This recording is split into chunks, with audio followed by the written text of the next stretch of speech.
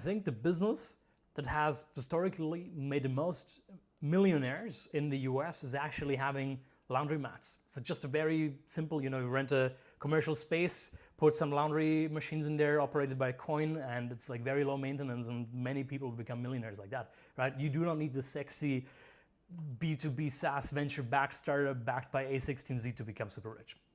Not at all.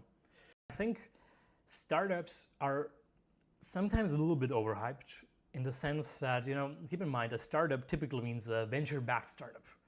And VCs need multi-billion-dollar outcome potential ideas.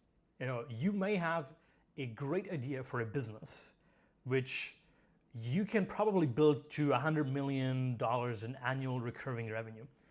That is a crazy good business. I mean, if you make that much money, you're going to be rich as hell. Even if you just make $10 million a year, even just $1 million a year, that's a pretty solid business. But the thing is, VCs are not going to invest in you because they need the multi-billion-dollar outcomes. So you're not going to get funding for this.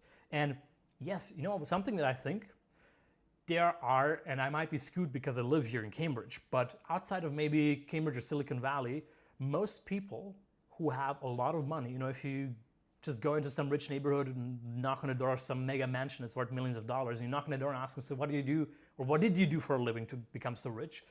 Very few of them will say that they got rich through some venture-backed startups.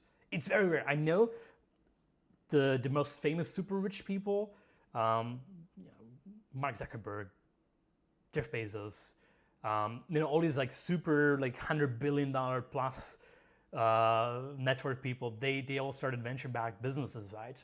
So that might kind of give you a wrong perception, but I've met people who, if you search their name on the internet, nothing pops up.